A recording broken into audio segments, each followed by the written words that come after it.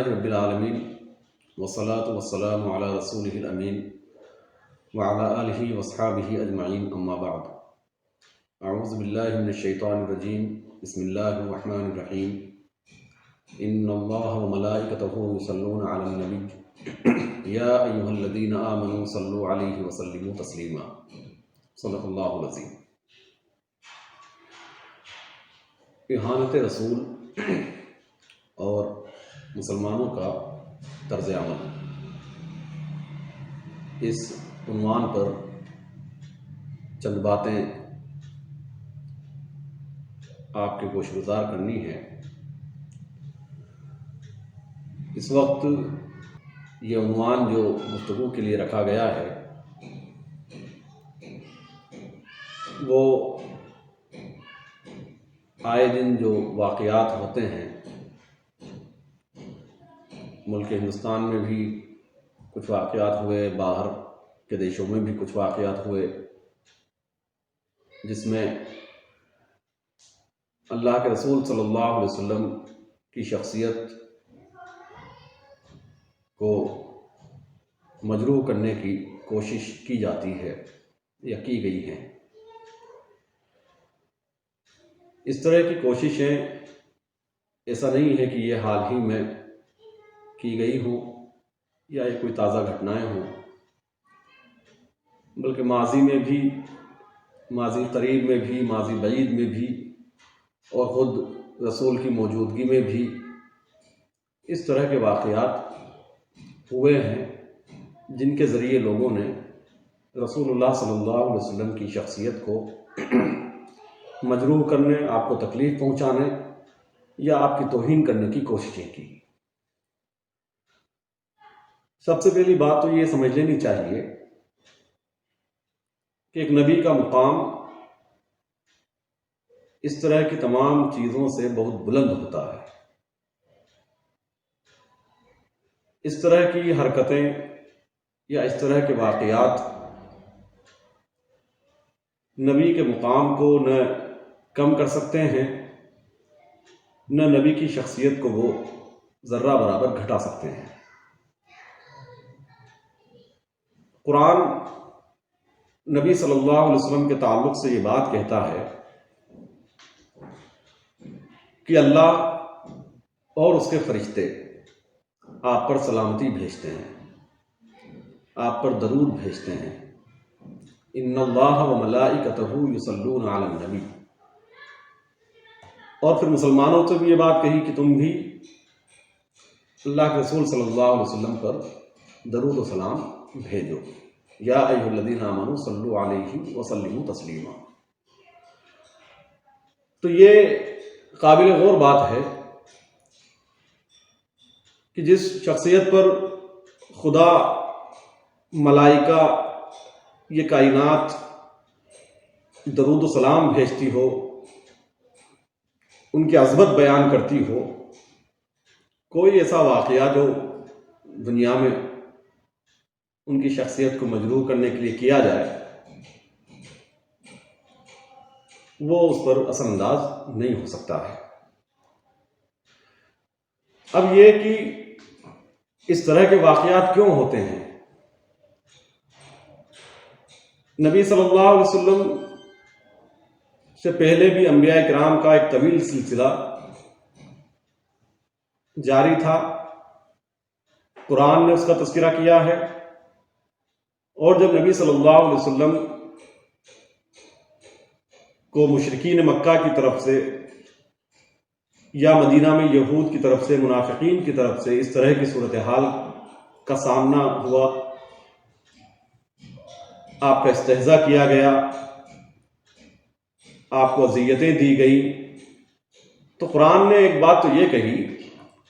وَلَقَدِ اسْتُهْزِئَ بِرُسُلٍ مِّن قَبْلِكَ فَحَاقَ بِالَّذِينَ سَخِرُوا مِنْهُم مَّا كَانُوا بِهِ يَسْتَهْزِئُونَ، کہ نبی صلی اللہ علیہ وسلم آپ سے قبل بھی انبیاء آئے ہیں اور ان کا بھی مذاق اڑایا گیا، ان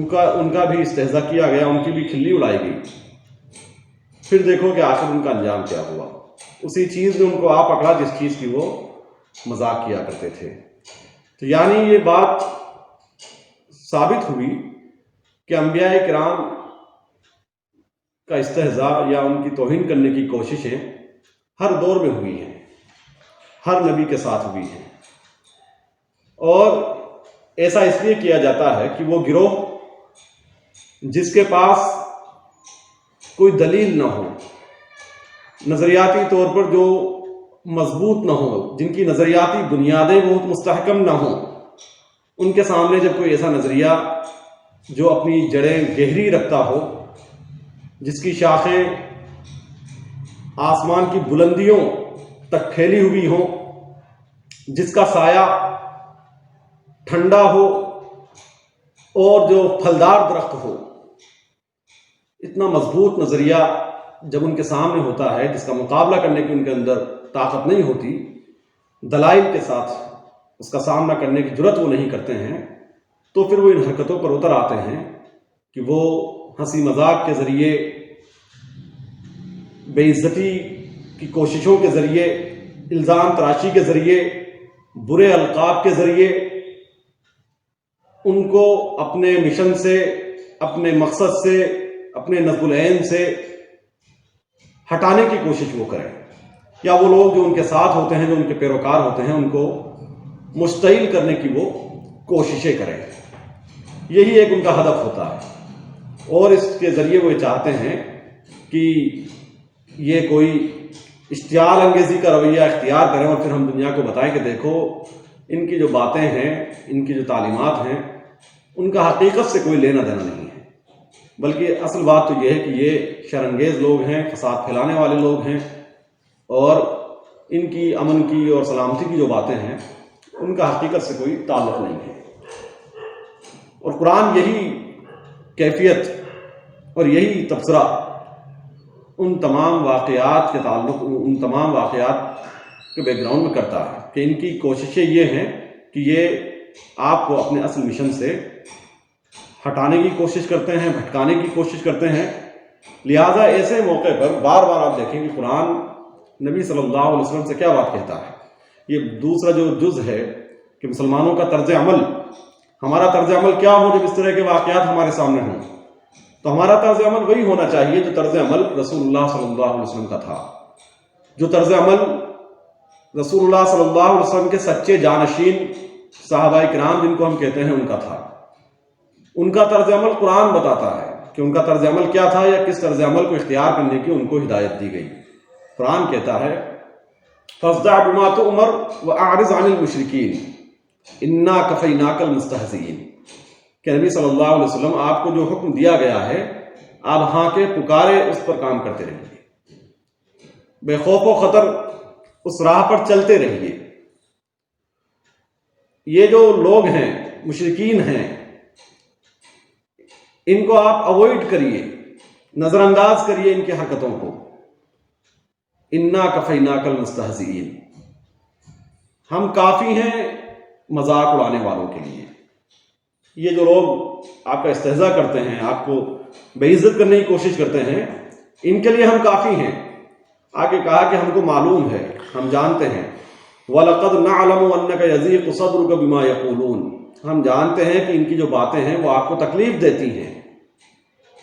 آپ کو پریشانی میں مبتلا کرتی ہیں، لیکن آپ اللہ کی حمد و ثنا بیان کرتے رہیے۔ یہی طرز عمل مسلمانوں کا ہونا چاہیے، یہی اسوہ نبی صلی اللہ علیہ وسلم نے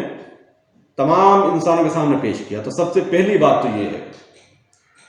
کہ اس طرح کے واقعات کے نتیجے میں ہمیں دیکھنا چاہیے کہ قرآن کیا رہنمائی ہماری کرتا ہے۔ دوسری بات یہ ہے کہ ہم انسانوں کے سامنے، دنیا کے سامنے اس پیغام کو عام کریں جس پیغام کو لے کر محمد صلی اللہ علیہ وسلم آئے اور جس کا امین مسلمانوں کو بنا کر دنیا سے گئے۔ اس طرح کے واقعات کے بعد جو چیز سب سے زیادہ دیکھی جاتی ہے وہ یہ ہے کہ جذباتیت مجموعی طور پر، جذباتیت کا غلبہ مسلمانوں پر نظر آتا ہے، اور اس جذباتیت کے نتیجے میں ہم ایک طرح سے ان کے اعلی کار بن جاتے ہیں، ان کے منصوبوں کو کامیاب بنانے میں غیر شعوری طور پر معاون ہو جاتے ہیں، جو اس طرح کی حرکتوں یا اس طرح کے واقعات کے ذریعے وہ چاہتے ہیں۔ دنیا میں اس وقت چاہے کوئی کتنی بھی کوشش کر لے، تمام دنیا مل کر بھی اگر کوشش کر لے تو وہ ایک نبی کے مقام کو کم نہیں کر سکتی ہے۔ ان کی کوشش صرف یہی ہوتی ہے کہ وہ اس طرح کی حرکتوں کے ذریعے جو ان کے ماننے والے ہیں، جو ان کے پیروکار ہیں، ان کو مشتعل کریں، ان کے جذبات کو وہ بھڑکائیں۔ تو اگر جذباتیت ہمارے اوپر غالب آتی ہے تو اس کا مطلب یہ ہے کہ ہم نے ان کو ان کے منصوبوں میں کامیاب کیا ہے۔ تو اگر ہم یہ چاہتے ہیں کہ وہ اپنے منصوبوں میں کامیاب نہ ہوں تو اس کا واحد طریقہ یہی ہے کہ ہم اسوہ رسول صلی اللہ علیہ وسلم کی پیروی کریں، اور جو ان کا پیغام ہے ان کے پیغام کو ہم عام کریں۔ قرآن نے اور مقامات پر بھی اس طرح کے واقعات پر تبصرہ کیا ہے۔ سورہ بقرہ میں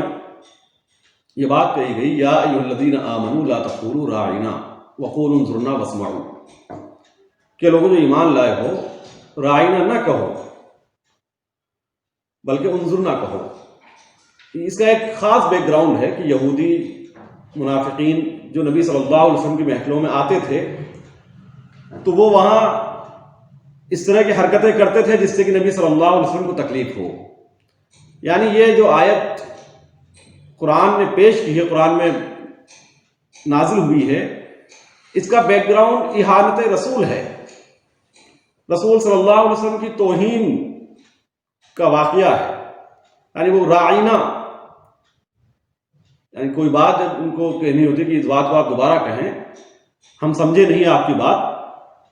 تو اس راعینا کے لفظ کو وہ اس طرح بدل کر پڑھتے تھے کہ جس سے وہ کھینچ کر پڑھتے تھے راعینا، جس کے نتیجے میں وہ یعنی نبی صلی اللہ علیہ وسلم کو ایک طرح سے برا لقب سے وہ پکار رہے ہیں۔ یہاں آپ دیکھیں قرآن نے یہ بات نہیں کہی کہ اگر یہ لوگ دوبارہ سے نبی سے ایسا کہیں تو یہ مسلمانوں تم ان کو قتل کر دینا یا ان کے سروں کو ان کے تن سے جدا کر دینا، بلکہ مسلمانوں کی اصلاح کی، مسلمانوں کو ایک یہ بتایا کہ تم اس لفظ کو بدل دو تاکہ ایسا کوئی موقع ہی ان کے پاس نہ رہے، اور ایک بہترین لفظ اس کے مقام پر ایک دوسرا لفظ مسلمانوں کو سکھایا کہ تم جب نبی سے بات کرو، نبی سے کہو تو یہ اس طرح کے الفاظ کو استعمال کرو۔ اسی طرح سے سورہ احزاب کو آپ پڑھیے کہ اس میں الگ الگ موقعوں پر منافقین کا جو رویہ تھا مدینہ میں، جس طرح کا شرنگیزیاں انہوں نے وہاں پر پکڑ رکھی تھی، اس پر تبصرہ کیا گیا۔ ان کا تبصرہ کرتے ہوئے کہا کہ وہ لوگ جو اللہ اور اس کے رسول کو اذیت دیتے ہیں ان کے اوپر لعنت ہے، اور آخرت میں ان کے لیے دردناک عذاب اللہ نے تیار کر رکھا ہے، آخرت میں دردناک عذاب تیار کر رکھا ہے۔ یہاں بھی آپ دیکھیں کہ دنیا کے تعلق سے یہی بات رسول سے کہی کہ آپ صبر کریں، ان کی باتوں کو درگزر کریں، نظر انداز کریں، اللہ کی حمد و ثنا بلند کرتے رہیں۔ اللہ کی حمد و ثنا اصل میں یہی تو وہ چیز ہے جس سے کہ وہ روکنا چاہتے ہیں۔ تو ہمارا بھی طرز عمل یہی ہونا چاہیے کہ اس طرح کے واقعات جب ہمارے سامنے ہوں تو جذباتیت سے مغلوب ہونے کے بجائے جو اصل رویہ صحابہ کرام کا تھا، جو خود نبی صلی اللہ علیہ وسلم کا تھا، اس اسوہ کو، اس طریقے کو، اس طرز عمل کو ہم اختیار کریں اور رسول اللہ صلی اللہ علیہ وسلم کے پیغام کے سچے امین ہم بنیں۔ دنیا کو یہ بتانے کی ضرورت ہے، اس وقت جو واقعات ہوئے ہیں، ماضی میں بھی جو واقعات ہوئے ہیں، یہ بات بتانے کی ضرورت ہے کہ اسلام تنقید سے نہیں روکتا ہے۔ آپ دین اسلام پر تنقید کریں، نبی پر تنقید کریں، نبی کی تعلیمات پر تنقید کریں، یا خدا کو مانے یا نہ مانے، اس کی پوری آزادی اسلام نے دی ہے۔ خدا نے پوری آزادی اس کو انسان کو اس بات کی دی ہے کہ وہ بالکل جتنی سخت تنقید کرنا چاہے وہ کر سکتا ہے۔ پورے قرآن کو آپ دیکھ لیجئے، پوری سیرت کو آپ دیکھ لیجئے کہ کہیں ان باتوں سے نہیں روکا گیا ہے۔ لیکن جو کچھ ہوا ہے آزادی کے نام پر، تنقید کے نام پر، آپ دیکھیں کہ ان تمام واقعات میں کہیں ایسا نہیں ہے کہ اسلام کی تعلیمات کو مدلل طریقے سے ہدف بنایا گیا ہو کہ یہ جو تعلیمات ہیں اسلام کی یہ درست نہیں ہیں، بلکہ آپ کی ذات کو مجروح کرنے کی کوششیں کی گئی ہیں، خاکے بنا کر آپ سوچئے کہ کون سی آزادی اس طرح کی حرکتوں کو جسٹیفائی کر سکتی ہے کہ جہاں انسان کے پیغام یا اس کے نظریہ یا اس کی ٹیچنگز کو چھوڑ کر کالپنک کارٹونز کے ذریعے سے مذاق اڑایا جائے، استہزاء کیا جائے، تو یہ بالکل گری ہوئی سطح ہے جہاں انسان پہنچا اور جہاں آ کر یہ حرکتیں انسان سے ہوئی ہیں۔ تو ظاہر سی بات ہے کہ یہ اس کو پاگل پن کے سوا اور کوئی نام نہیں دیا جا سکتا ہے۔ لیکن ایسا نہیں ہے کہ پاگل پن کا جواب پاگل پن سے دیا جائے، ایک انتہا پسندی کا جواب دوسری انتہا پسندی سے دیا جائے۔ اس کا جواب دنیا کو یہ دینے کی ضرورت ہے کہ جس شخصیت کے تعلق سے یہ حرکتیں کی جا رہی ہیں، دنیا میں ایک بڑی آبادی، کروڑوں لوگوں پر مشتمل آبادی ان سے محبت کرنے والی ہے، ان کے لیے جذبات رکھنے والی ہے۔ دوسری بات یہ ہے کہ صرف ایسا نہیں ہے کہ مسلمان محبت کرتے ہیں یا جذبات رکھتے ہیں اس وجہ سے ان کاموں سے رکا جائے، بلکہ یہ بات بتائی جائے کہ محمد صلی اللہ علیہ وسلم نے اس دنیا کو کیا دیا ہے، آپ کا پیغام، کہ محمد صلی اللہ علیہ وسلم محسن انسانیت ہیں، محسن انسانیت، انسانوں پر ان کے احسانات کا تذکرہ کیا جائے، بتایا جائے کہ دنیا کو کیا دیا، دنیا کیا تھی اس وقت، کس طرح کا ماحول انسانی معاشرے کا تھا، انسان رنگ و نسل، اونچ نیچ، آقا اور غلام، اس طرح کی تمام برائیوں میں گرفتار تھا، جکڑا ہوا تھا۔ محمد صلی اللہ علیہ وسلم نے ان تمام بیڑیوں کو ایک ایک کر کے کاٹا اور انسانی معاشرے کو ان تمام برائیوں سے آزادی دلوائی۔ جس آزادی کی بات آج کہی جاتی ہے، فریڈم آف اسپیچ، اس کا کوئی تصور دنیا میں موجود نہیں تھا، محمد صلی اللہ علیہ وسلم نے تصور دیا۔ آپ کے لائے ہوئے نظام، آپ کے لائے ہوئے دین کے نتیجے میں یہ ممکن ہو سکا کہ ایک عورت بھی خلیفہ وقت سے کے سامنے کھڑی ہو کر یہ پوچھ سکتی، سوال اس سے کر سکتی ہے۔ یہ بولنے کی آزادی یہ محمد صلی اللہ علیہ وسلم کے پیغام کے نتیجے میں دنیا کو ملی۔ ایک زمانہ تھا جب بادشاہ کا دین ہی پوری ریاست کا دین ہوتا تھا۔ بادشاہ عیسائی ہے تو ریاست بھی عیسائی ہوگی، تمام لوگ عیسائی ہوں گے، یعنی مجبور ہو، آپ مجبور ہیں کہ عیسائی ہی ہوں، ورنہ آپ کو ملک سے نکال دیا جائے گا۔ ایسے واقعات بھی ہوئے ہیں کہ محض اس بنا پر کہ وہ بادشاہ کے مذہب کو تسلیم نہیں کرنے والے نہیں ہیں، لوگوں کو ملکوں سے باہر نکال دیا گیا، قتل کر دیا گیا، لاکھوں کی تعداد میں غلام بنا لیا گیا۔ یہ اسلام اور محمد صلی اللہ علیہ وسلم کی دین ہے، ان کا احسان ہے دنیا پر کہ انہوں نے یہ صدا بلند کی، لا اکراہ فی الدین، دین میں کوئی زور زبردستی نہیں ہے، پوری آزادی ہے انسان کو، چاہے وہ جس دین کو مانے، چاہے کسی دین کو نہ مانے، چاہے خدا کا اقرار نہ کرے، چاہے جتنے خداؤں کو مانے، دنیا میں ان تمام چیزوں کی اجازت انسان کو دی، اس کی آزادی دی۔ تنقید کی آزادی خود محمد صلی اللہ علیہ وسلم نے دی ہے۔ قرآن بار بار غور و فکر کی بات کرتا ہے کہ اس پیغام پر تم غور و فکر کرو، تم اگر سچے ہو، یہ پیغام جھوٹا ہے تو تم اپنی دلیل پیش کرو۔ یہ تنقید کے لیے اسپیس فراہم کرنا ہے کہ تمہیں پورا موقع ہے اس بات کا کہ تم ایک ایک لفظ پر تنقیدی نگاہ ڈالو، غور کرو، تمہیں اگر برائیاں نظر آتی ہیں تو ان برائیوں کو تم ایک ایک کر کے پیش کرو۔ تو یہ تو اسلام اس چیز کی حوصلہ افزائی کرتا ہے۔ اسلام یہ نہیں چاہتا کہ انسان فقط آستھا کے نام پر یا عقیدے کے نام پر چمٹا رہے کسی چیز سے، وہ ایک باشعور شخصیت کو وجود میں لاتا ہے۔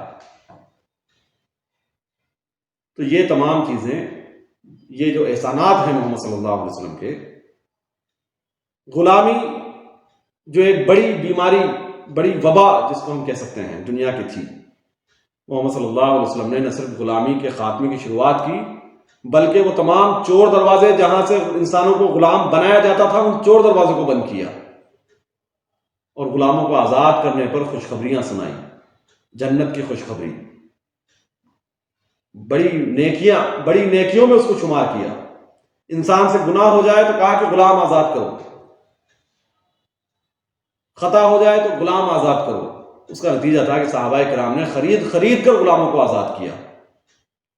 تو انسانیت کو غلامی سے نجات محمد صلی اللہ علیہ وسلم نے دلائی ہے، نجات دہندہ ہے انسانیت کے۔ یہ بات دنیا کو بتانے کی ضرورت ہے۔ عورتوں کے تعلق سے ہم دیکھیں کہ کس طرح کے نظریات دنیا میں عام رہے۔ قرآن نے کہا کہ جس طرح تمہارا حق ہے اسی طرح سے عورتوں کا حق ہے، جس طرح سے تمہارے ادھیکار ہیں اسی طرح سے عورتوں کے بھی ادھیکار ہیں۔ عورتوں کو ان کا حق دلایا، عزت دلائی انہیں۔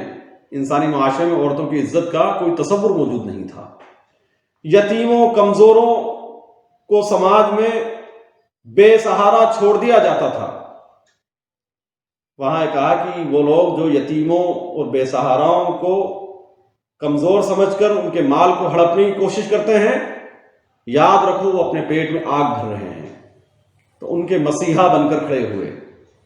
اور سخت وعیدیں اس تعلق سے سنائی گئی کہ جو لوگ کمزوروں کو، مظلوموں کو ان کا سہارا بننے کے بجائے بے سہارا ان کو چھوڑتے ہیں، تو ایسے لوگ ایمان والے نہیں ہو سکتے۔ یہ محمد صلی اللہ علیہ وسلم کی تعلیمات کا نتیجہ تھا۔ مذہبی آزادی انسانوں کو دی، غلامی سے لوگوں کو آزادی دلوائی، خواتین کو، عورتوں کو ان کے ادھیکار دلوائے، یتیم، مسکین، بے سہارا، بیوائیں جن کو چھوڑ دیا جاتا تھا ان کے حال پر، سماج کو ان کا پرسان حال بننے، ان کی نگہداشت کرنے کی طرف توجہ دلائی گئی۔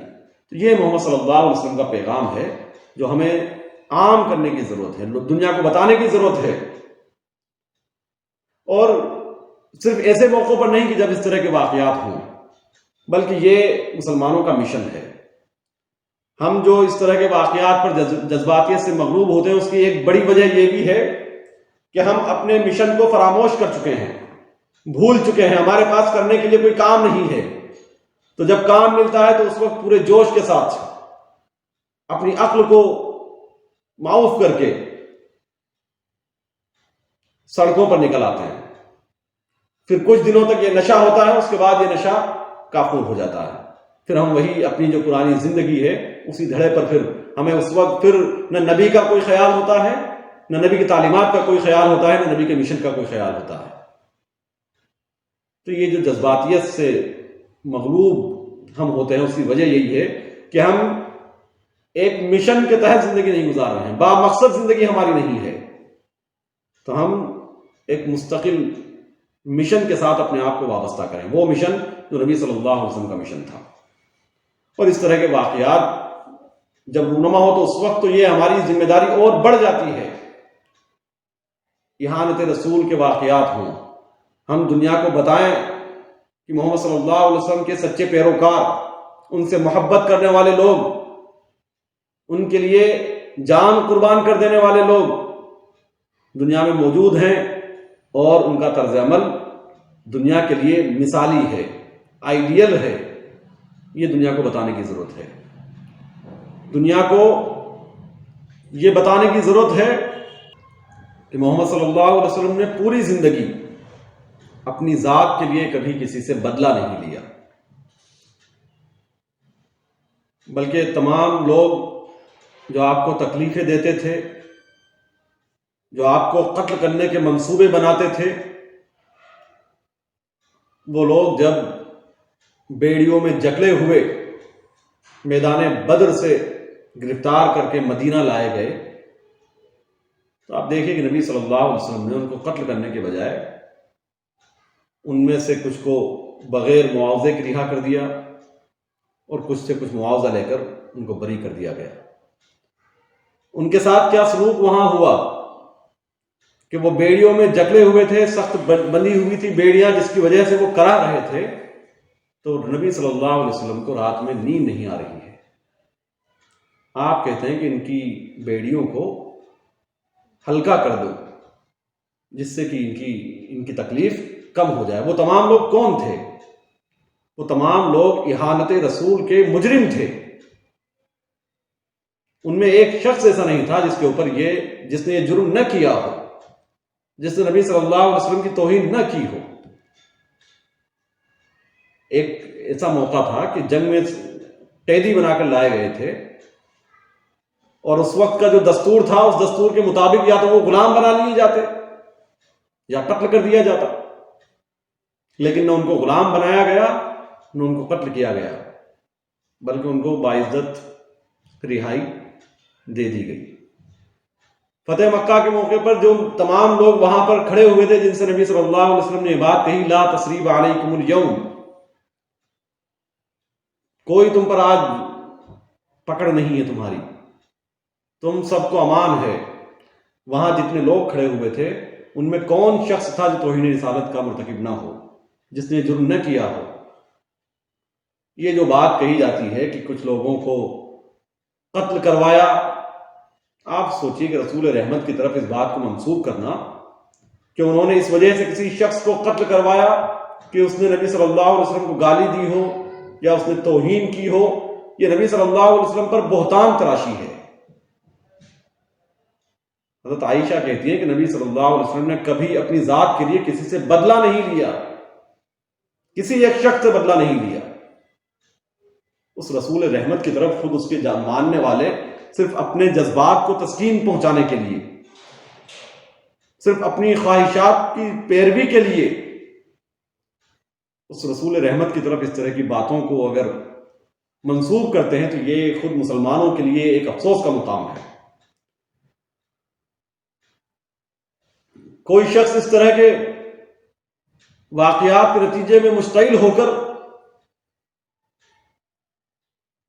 جو واقعات ہوئے بھی ہیں، کسی کو قتل کر دینا، ایک تو یہی غلطی ہے کہ ایک انسان قانون کو اپنے ہاتھ میں لے، لیکن اس سے بڑا مذاق دین کا یہ کہ پھر مجموعی طور پر اس شخص کو سپورٹ کیا جائے، اس کو ملت کا غازی بنا دیا جائے. یہ رسول رحمت کے لائے ہوئے دین کا مذاق اڑانا ہے. اور پھر اس طرح کے واقعات کو رسول رحمت کی طرف منسوب کر کے جسٹیفائی کرنے کی کوشش تو اور مکروہ ہے. یہ خطرناک قسم کا جرم ہے اگر اس طرح کی حرکت ہم کرتے ہیں. تو اس طرح کے واقعات میں مسلمان،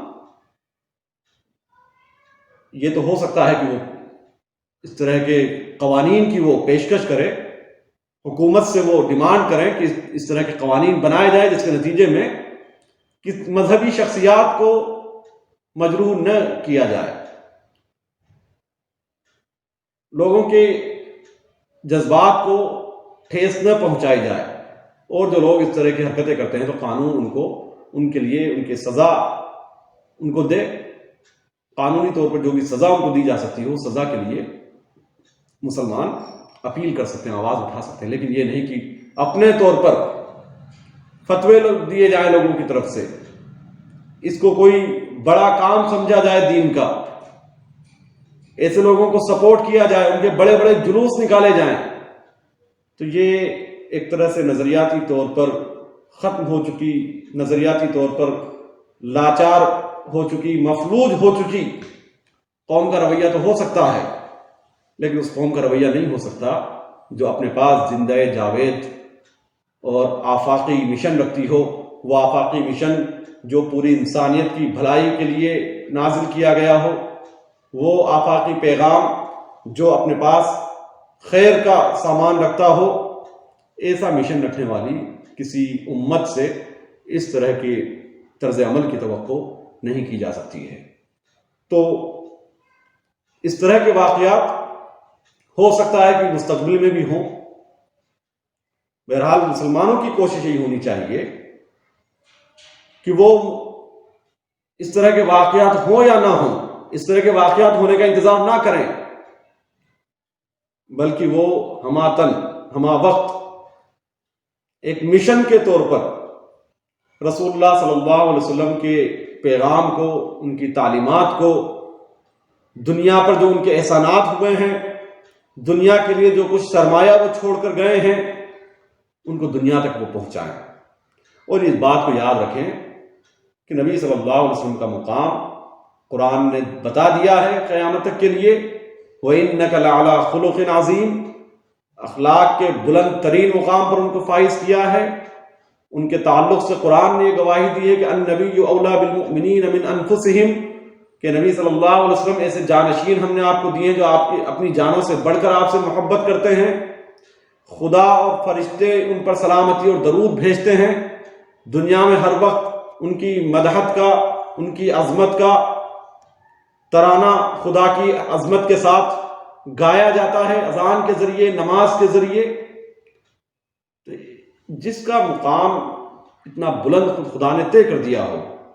یہ بات یاد رکھیے کہ کوئی دنیا کی طاقت ایسی نہیں ہے جو ان کے مقام کو گرا سکے، ان کی شخصیت کو مجروح کر سکے، یا ایسی کسی سازش میں وہ کامیاب ہو سکے۔ ان کی جو تمام کوششیں ہوتی ہیں وہ مسلمانوں کو مشتعل کرنے کی ہوتی ہے۔ اگر ہم ان کی حرکتوں کا جواب اشتعال انگیزی دے دیتے ہیں تو اس کا مطلب یہ ہے کہ بے شعوری، لاشعوری طور پر یا نادانی میں خود ہم نے ان کے منصوبوں کو کامیاب کیا ہے۔ تو ہمارا طرز عمل وہی ہونا چاہیے جو قرآن نے ہم کو بتایا ہے۔ اور آخری بات یہ کہ نبی صلی اللہ علیہ وسلم نے خود یہ بات کہی ہے کہ تم میں سے کوئی شخص اس وقت تک مومن نہیں ہو سکتا جب تک کہ وہ اپنی جان، اپنی اولاد، اپنے آپ سے بڑھ کر، اپنے تمام رشتہ داروں سے بڑھ کر مجھ سے محبت نہ کرتا ہو۔ اور اس محبت کا تقاضا کیا ہے؟ اس کو نبی صلی اللہ علیہ وسلم نے ہی اپنی ایک اور حدیث میں بیان کیا ہے، کہا کہ تم میں سے کوئی شخص مومن نہیں ہو سکتا خدا کی قسم جب تک کہ وہ اپنی خواہشات کو میرے لائے ہوئے دین کے تابع نہ کر دے۔ تو ہماری خواہشات تو ہو سکتی ہیں ایسی، ہمیں غصہ آ سکتا ہے، ہم مشتعل ہو سکتے ہیں، لیکن ہمارا غصہ، ہمارے جذبات، ہمارے احساسات، یہ تمام چیزیں بے قابو نہ ہوں، بلکہ یہ تابع ہوں اس دین کے جو دین محمد صلی اللہ علیہ وسلم لے کر آئے ہیں، اس اسوہ کے تابع ہوں جو محمد صلی اللہ علیہ وسلم ہمارے لیے چھوڑ کر گئے ہیں۔ یہی محمد صلی اللہ علیہ وسلم سے سچی محبت کا تقاضا ہے، اور یہی وہ طرز عمل ہے جس کے ذریعے ہم دنیا کو بدل سکتے ہیں، دنیا کو بدلنے کی کوشش کر سکتے ہیں، اور دنیا کو یہ بتا سکتے ہیں کہ جو بھی باتیں مسلمانوں کی طرف، اسلام کی طرف یا نبی صلی اللہ علیہ وسلم کی طرف منسوخ کی جا رہی ہیں ان کی کوئی حقیقت نہیں ہے۔ اللہ سے دعا ہے کہ اللہ تعالیٰ نبی صلی اللہ علیہ وسلم سے سچی محبت ہمارے دلوں میں پیدا کرے۔